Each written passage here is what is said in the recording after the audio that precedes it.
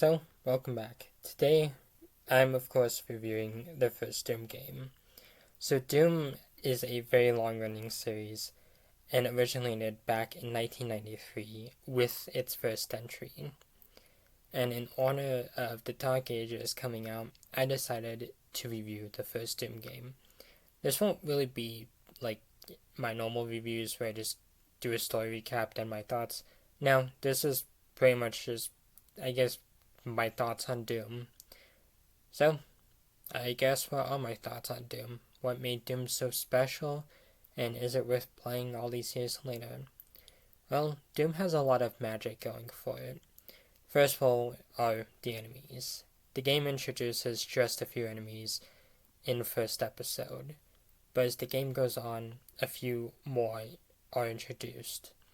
Personally, my favorites were, of course, the Cyber Demon and Cacodemon.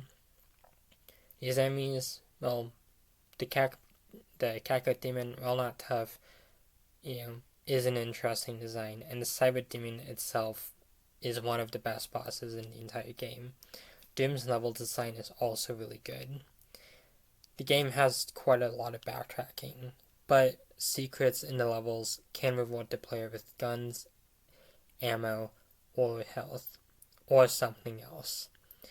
And of course, there is the hard difficulty, that being Nightmare. The game, the game can be too easy sometimes. Now, personally, I've always played on the lower difficulties, but I've recently done a playthrough on Ultraviolence, and I will definitely say the first episode itself is somewhat easy. As long as you know where you're going and know what happens next, Ultraviolence is definitely not as challenging as it could be. But then comes Nightmare, the ultimate difficulty for Doom, where enemies respawn, deal so much more damage, and react fast. The game essentially punishes you for picking this difficulty and makes it known that you gotta relearn the game. Because with the backtracking and Nightmare, the game becomes much more brutal, as enemies can quickly kill the player if they are not quick enough. But of course, accompanying the player are a bunch of weapons. You of course have your standard pistol, shotgun, but you also have your chain gun, your rockets, your plasma gun, and of course the BFG, or well, the big effing gun. I don't want to get demonetized, so that's why I'm calling it that. The BFG is probably one of the most iconic things to come out of Doom. It is just a brutal firearm and really just can decimate everything in front of you.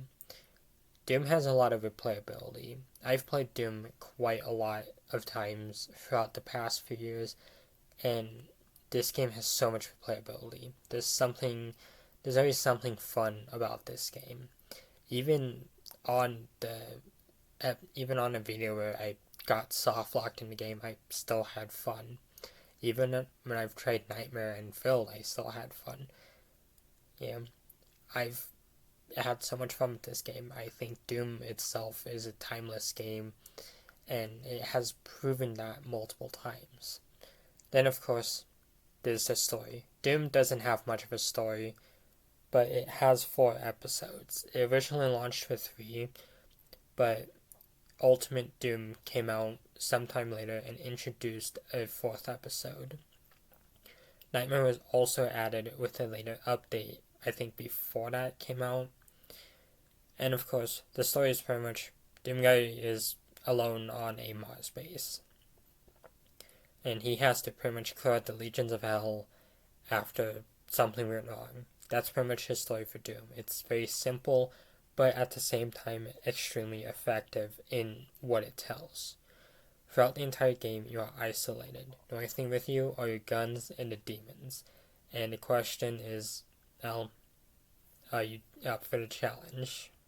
And of course, Doom itself proved to be a phenomenal game, as it would spawn a series after it came out, and, well, we've still have seen quite a few games come out. Even Doom 2 has gotten some updates over the past decade, with stuff like No Rest for the Living and Legacy of Rust. Doom itself is a very timeless series, and well, I think it's obvious about how timeless it is. So, the question is Doom itself worth picking up? Frankly, yeah. Doom itself is really easy to find. It's like literally on like every console now. But of course, there's definitely much more to say. Now, while I have not played any of the add-ons like Sigil, No Rest for the Living, Plutonia Experiment, etc. I've not played those, but I plan to. And from what I've heard, they definitely add quite a lot more to the game and are definitely a lot more difficult. Doom itself is honestly a nearly perfect game. There's really barely any flaws with it. Aside from how confusing some levels could be. But I think that's really the only complaint I have with Doom. Other than that, Doom itself is just a wonderful game, and I seriously recommend anyone try this game if they haven't. And of course, I don't know when I'll cover the sequels, but I do plan to review them sometime in the future. So of course, until then, thank you all for watching, and have a wonderful night.